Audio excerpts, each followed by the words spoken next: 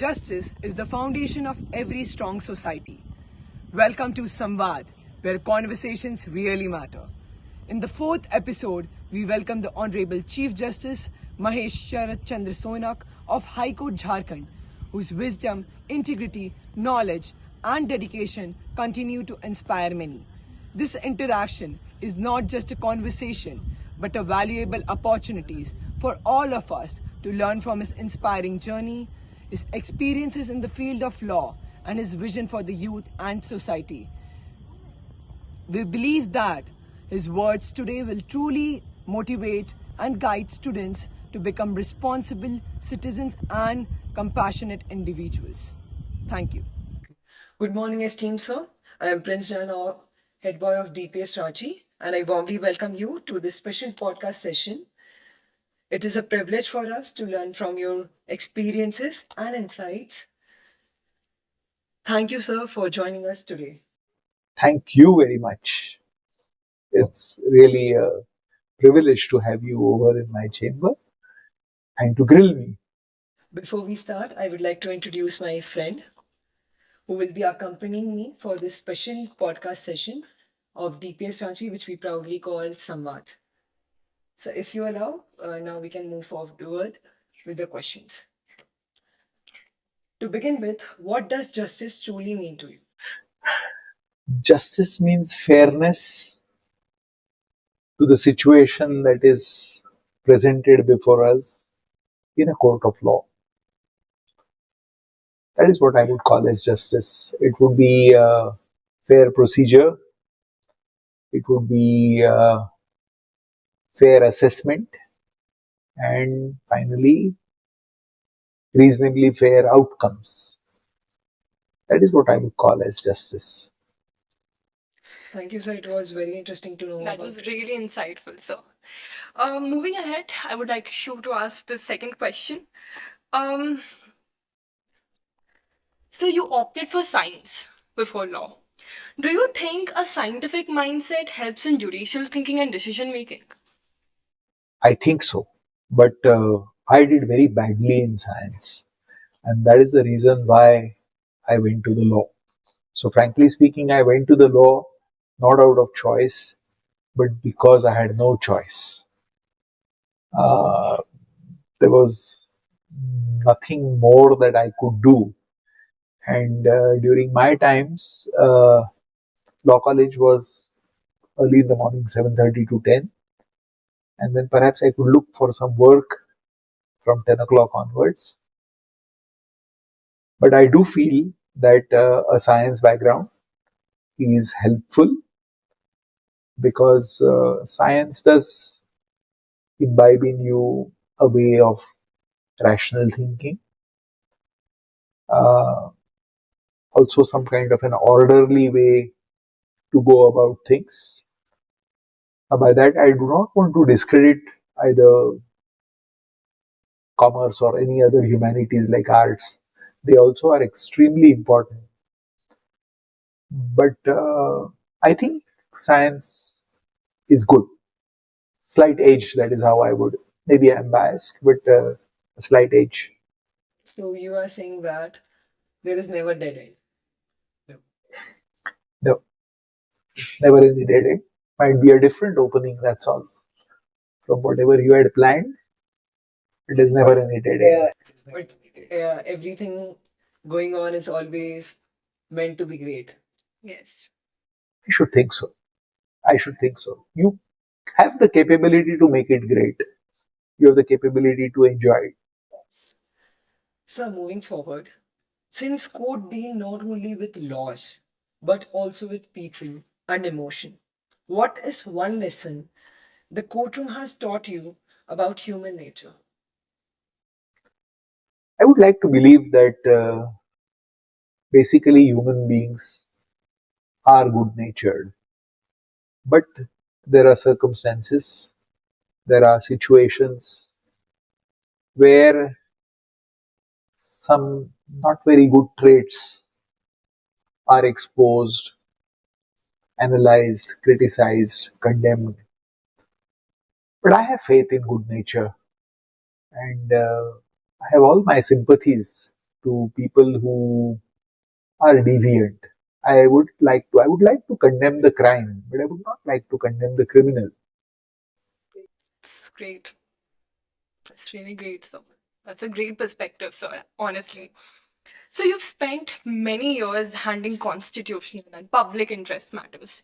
Which area of law has affected you the most personally? Has touched you the most personally? I think I'm passionate about environmental law, yeah, because I truly feel that it is the duty of our generation to see to it that we leave for you a fairly good environment, a fairly good earth. This is the only home that we know of, up to now at least. So I genuinely feel, I don't know, I'm quoting somebody, but I don't know whose quote it is, that we have not inherited this earth. We have only borrowed it from our ancestors and we keep it in trust for you all. So we have to treat it with care.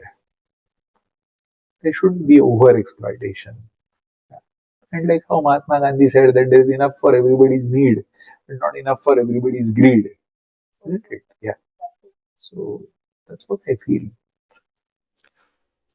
That was truly insightful, sir. Speaking about challenges, courtrooms are a place of intense arguments and pressure. How does one maintain calmness and clarity while carrying such responsibility? Clarity, I I think it's a matter of practice to eliminate the unnecessary verbiages. Stay focused. About calmness, I'm not the best person to answer because I try my best, but I fail. At least in the past 2 3 years, I do become irritable. I do become tensed. But the really great judges achieve that, and I really laud them for that. So that's a very important thing, that you have to be calm, you have to be considerate, not get carried away by emotions or be provoked unnecessary. Learn not to take things personally. So I think I understand all these things, but when it comes to implementation, I fail. Yeah. Sometimes I succeed is a correct way. I see. So, what do you do to maintain your calmness?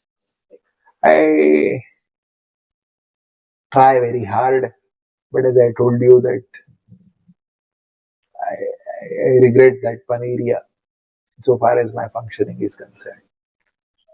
Because we have so much of pressure, of so much of work, so many things handing down. So then you feel that why is this matter taking so much time? Why can't we proceed further? But then I constantly remind myself that I am looking at 100 cases on my board or on my cause list today. But insofar as the litigant is concerned, this is his only case. He has been perhaps pursuing it for last, I don't know what, but 10, 20 years. It means a lot to him. So the minimum that we owe to him is at least a patient hearing, a hearing which he will be satisfied that his case has been heard, his case has been understood, and then whatever the outcome. So that procedural fairness, right? That I believe in that, but not that I always succeed in following it. Yeah.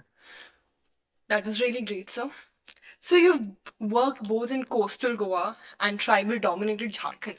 What similarities do you see in the struggles of ordinary citizens?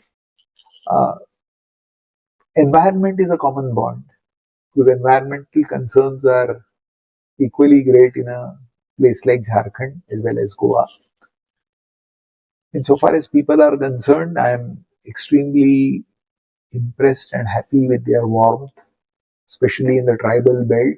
Uh, their simplicity, hospitality, integrity is amazing. I just went to Palamu district, and I like to read old books, so they did give me a gazetteer of 1920s.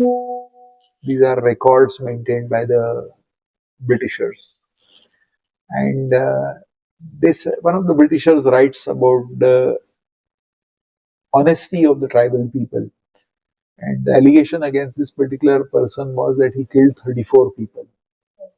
He chopped them in a very brutal way, and when he came to the police station, he was accused of killing 34 people. And he protested loudly. He said that, "I'm sorry, I have not killed 34 people. I have killed only 25."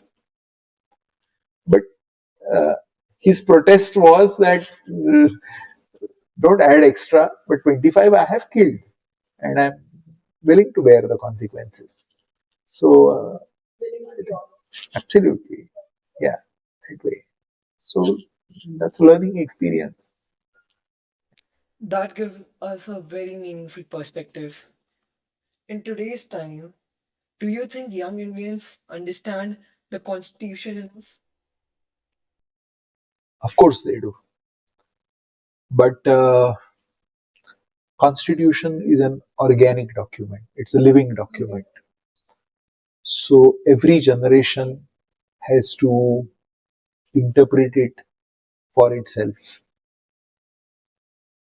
And that's the meaning of a evolving document.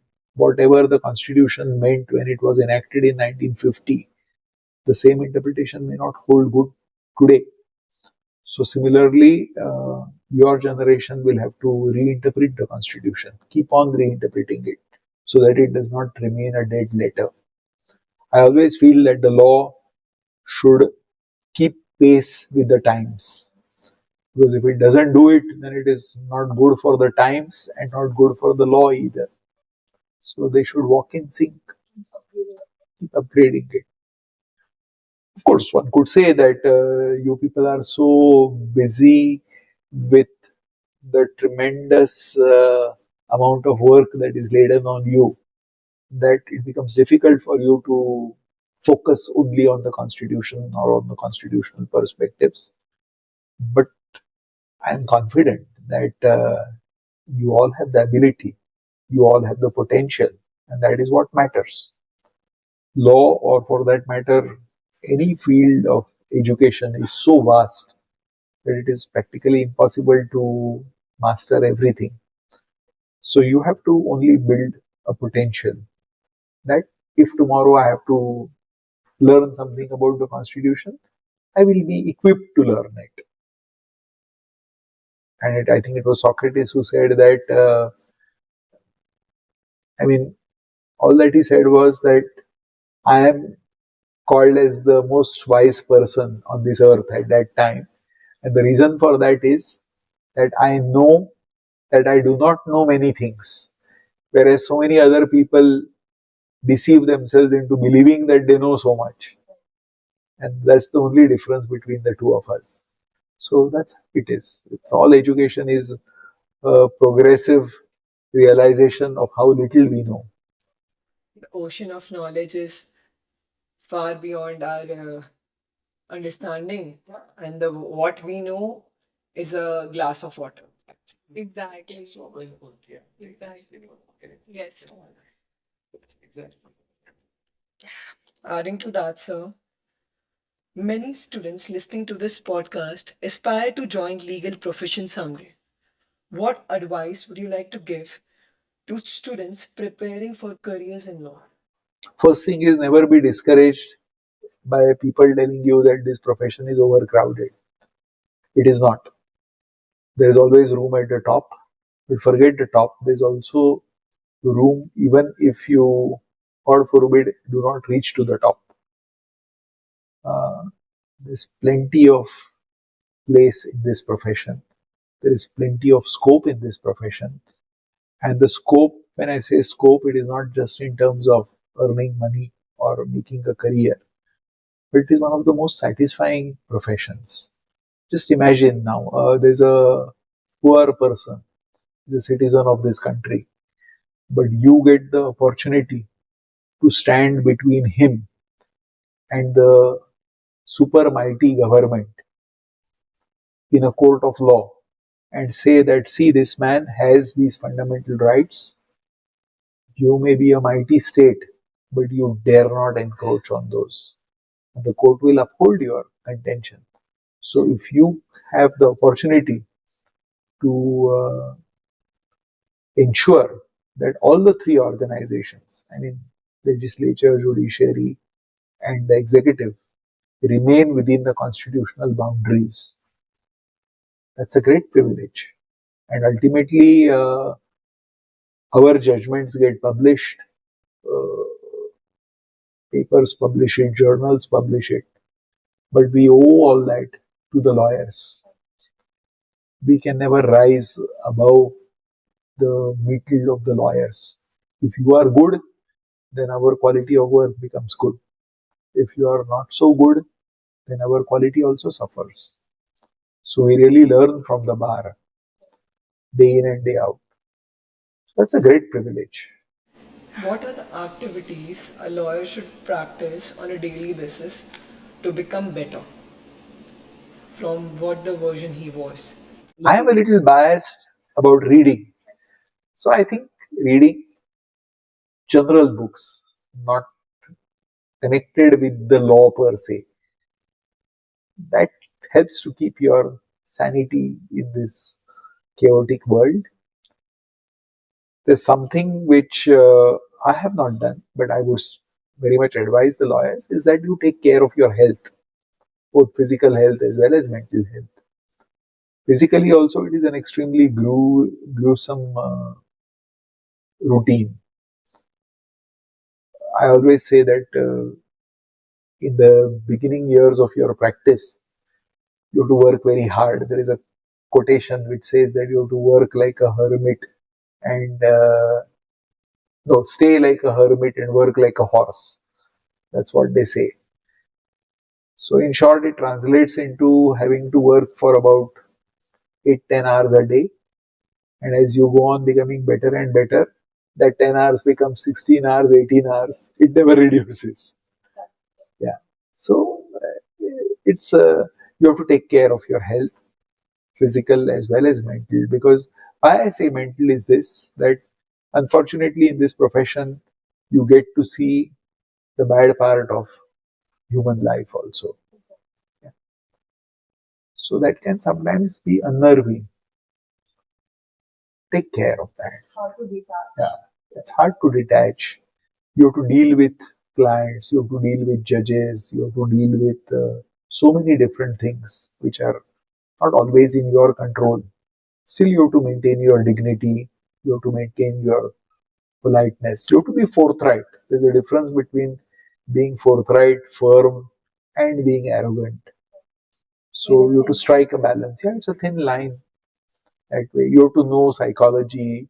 You're ultimately performing every day in the court as a lawyer. So you have been quoting many quotes. Which is one favorite quote that has been there with you?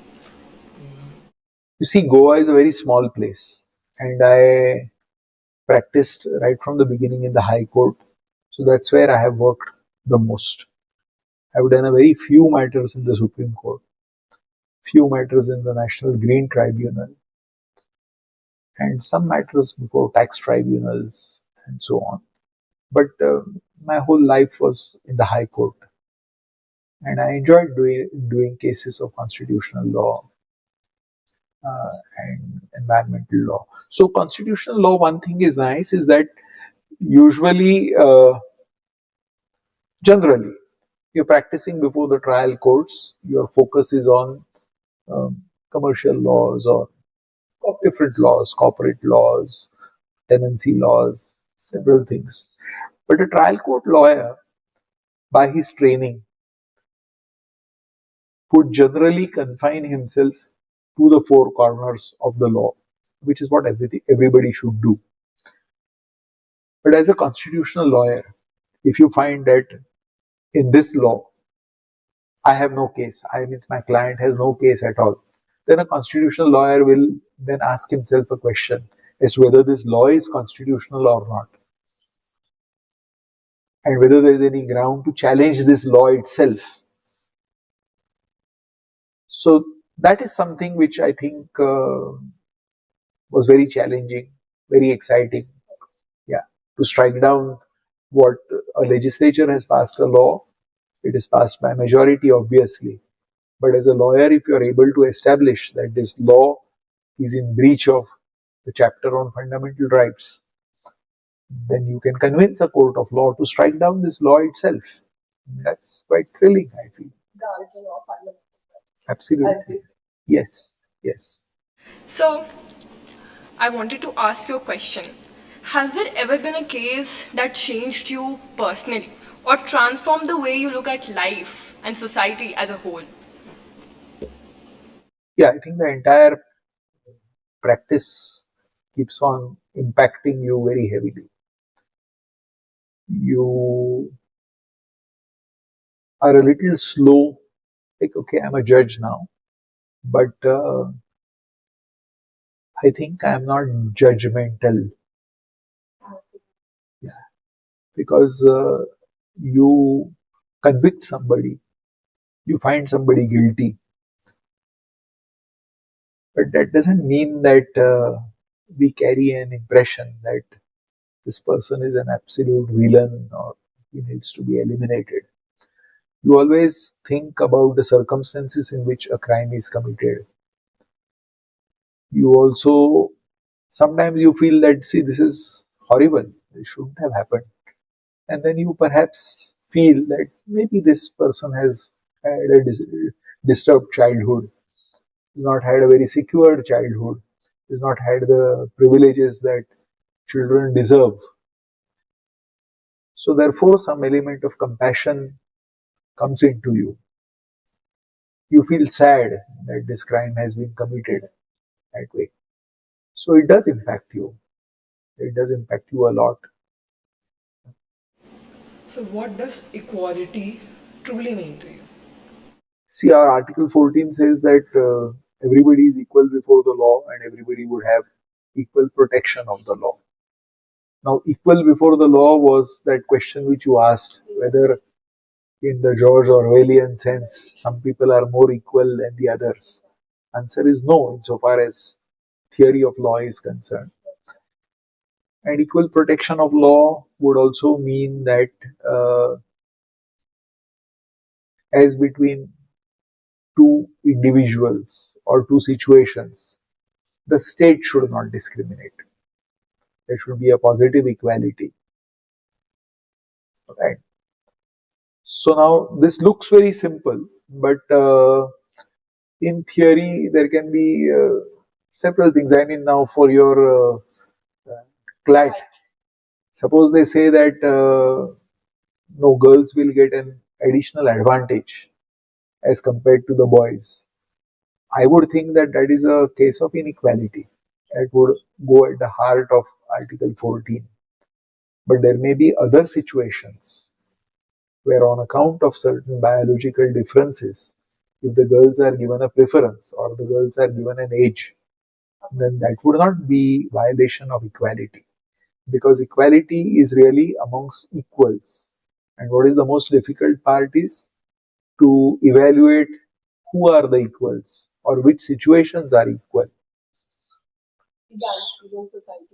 Absolutely, yes. Then in our Article 14, we have also evolved the concept of arbitrariness. So anything which is arbitrary is unequal.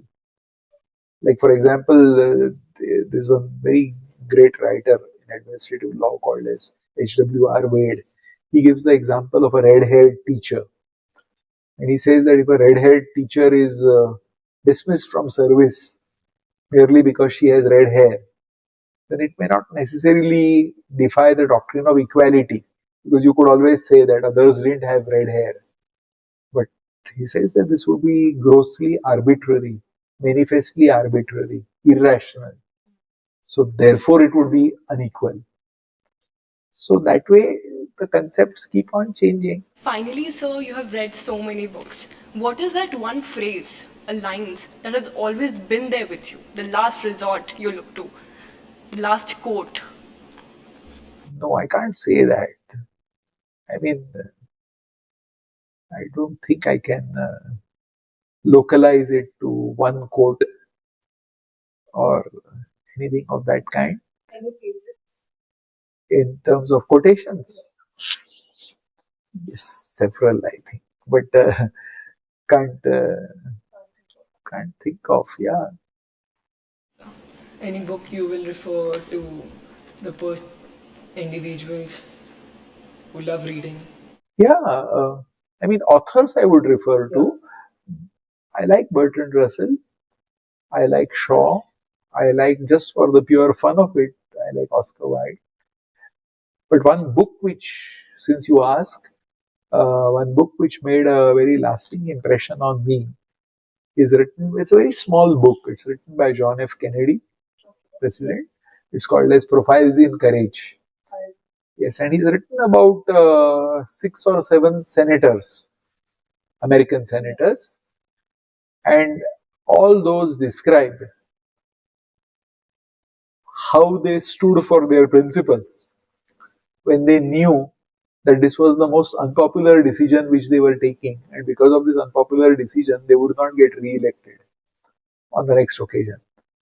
But still, they stood by their principles and they said that we will take it.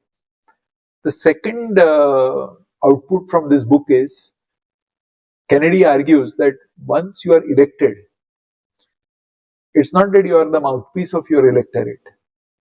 You have to use your intelligence, you have to stick to your principles, and even if you become unpopular by the stance which you are taking, you should have the courage to take it. So he calls courage as grace under pressure. It's a nice book, very nice book here.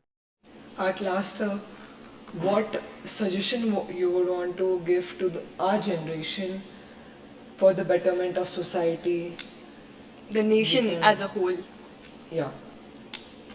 I don't know, since you asked me about a quote, I again don't know whose quotation this is, but they say that when you are young or when you are a youth, you want to change the world. When you become old like us, all that we want to do is we want to change the youth. So we should stop that. We have full faith in your potential. Have a great life. Enjoy your life. Be responsible, and everything will fall in place. Okay? Don't worry too much about the future. It comes too soon enough. And I know you are in a very competitive world, but the best way to succeed is to be in competition with yourself. And there will be a time when others will realize how ahead you have already gone. Okay? So do that.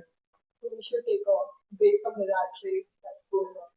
Yeah, to the extent it is possible, because I know it is not that you can completely ignore it, but even in the rat race, yeah, don't be in a rat race, be in a race with yourself, and you are surely not a rat. So do that. Thank you so much, sir, for sharing your experiences, wisdom, and valuable insights with all of us today. I would now request you to have brief interaction with my little friends here who are eagerly waiting to ask their questions. May I call upon Afifa and Arif? Thank you so much. Thank you very much. Thank you very much. Yeah. Good evening, respected sir. It's truly a proud moment for both of us to be here today. Myself, Afifa, the head girl of DPS Ranchi, primary wing, and he is my friend Araf. So, with your permission, I would like to begin my questions. Sure. Sure. Respected sir, when you were our age, did you ever imagine becoming the Chief Justice, or did your dreams change over time? Though I never ever imagined that I would be the Chief Justice, I never even dreamt about it. So there was no question of change. And today I'm just grateful that I have been given this responsibility. And I thank my parents, my circumstances for this privilege. That is truly fascinating to hear how life's journey can unfold in unexpected ways. I would now request Arav to ask the next question. Honorable Sir, children often grow up with hobbies and interests that shape their personalities. Is there any hobby from your childhood that you still cherish today? I think reading books, that is something which I still cherish today. I enjoy reading books which don't necessarily have nexus with law, though I believe, as I told your friends, that law is a subject, or rather law is a field where no subject is alien or unconnected. So everything that you read does help to shape you as a good lawyer or as a good judge. That's fascinating to hear. How some passions can stay with us throughout life. Honorable Sir, what challenges did you face while working towards your goals? And how did you stay motivated during those difficult times? Uh, Better if you enjoy your work, then every challenge seems like an opportunity. So, fortunately, though I was not supposed to be a lawyer, or I had not planned to be a lawyer or a judge, once I got into the law, I really began to enjoy my work. So then it didn't appear to be a very, very difficult challenge, or even if it was difficult, it was very fascinating to overcome it. Okay, and the greater the problem, the greater the challenging feature to overcome that problem. I always remember the biblical story. Have you heard about the story of David and Goliath? Yeah. So Goliath was a giant and David was a poor small shepherd, small boy like you. And then just with a sling, he could manage to hit a stone which hit the bullseye, and Goliath perished. So he was asked that you are so small and you had only a sling with you.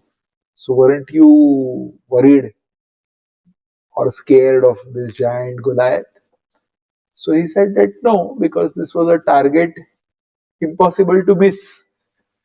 Such a big giant, no, I can't miss that target. I'm not hitting this at some small sparrow or something. So that was positive attitude.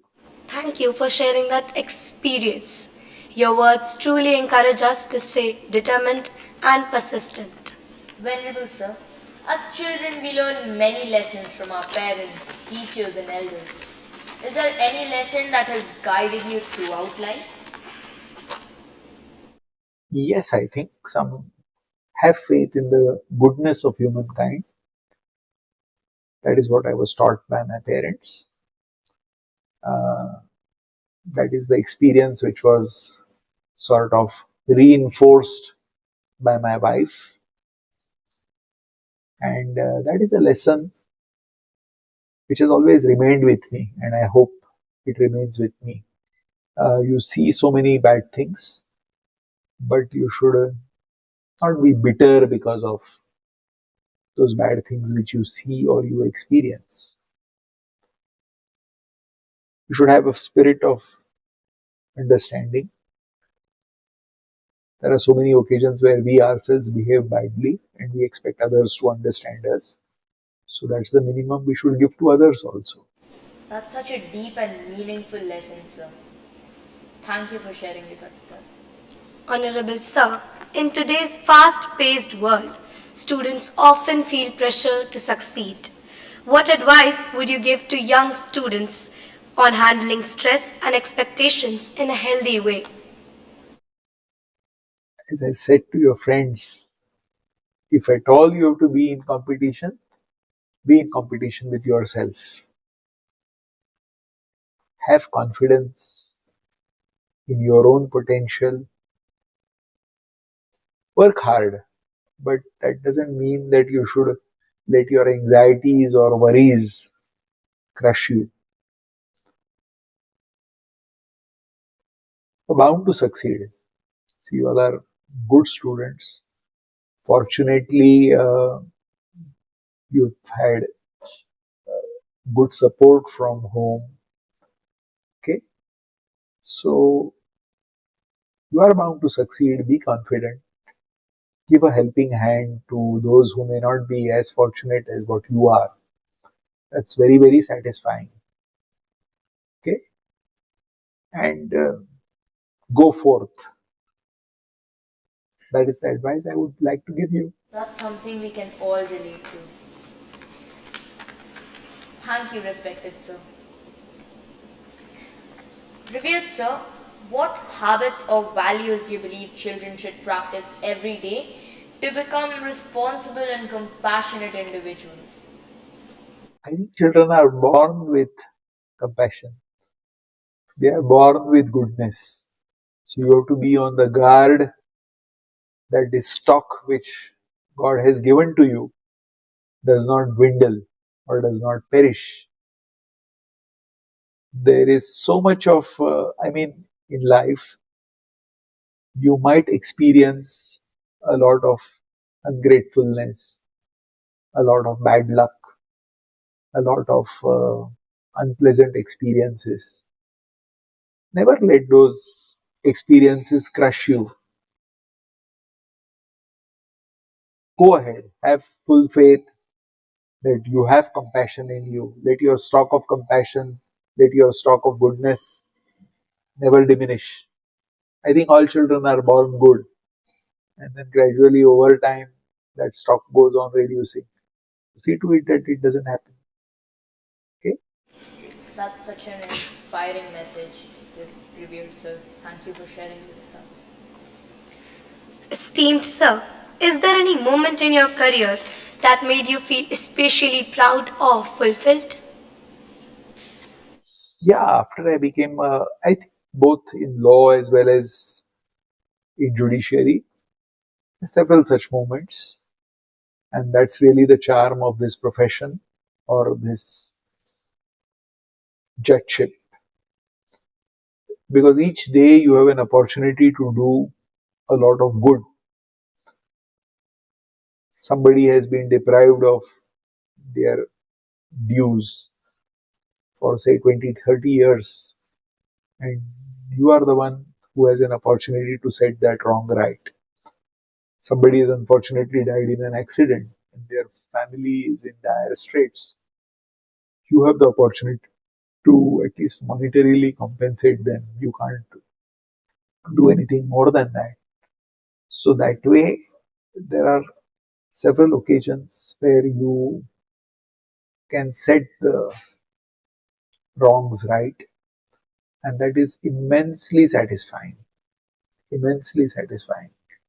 So I can't recollect a single moment as such, but there have been several moments, and they really come up practically every day. Thank you, sir.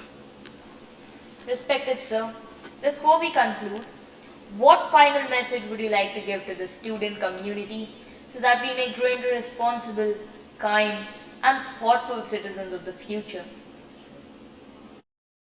Be happy, and you already are responsible, kind citizens. Okay? Be proud of your country. Be proud of your parents. Always be grateful to the circumstances in which you are. I wish you the best luck, but no sooner you get the best marks, no sooner you get the best admissions, no sooner you are successful in your academics, please see whether you should hog the entire credit for yourself or you should be grateful for this entire support system with which you have been blessed. that will naturally induce a lot of humility in you, that will naturally induce a lot of understanding in you, compassion in you. So develop in that way. That is what I would say to you. Thank you so much, Honorable Sir, for those inspiring words of guidance. It has truly been a privilege for all of us to listen to your experiences, thoughts, and advice today. We sincerely thank you for taking the time to interact with us and for guiding young minds with such wisdom and humility. On behalf of the DPS Ranchi family, we express our heartfelt gratitude for being with us today. May we all carry forward the spirit of justice, integrity, kindness, and responsibility in our lives. Thank you, esteemed sir, and thank you to everyone listening. And thank you very much. It has been really an honor and a privilege spending this time with you. And all my best wishes to you and to all your friends and all the children in the school, your staff, and your parents also. Regards to your parents. Thank you very much.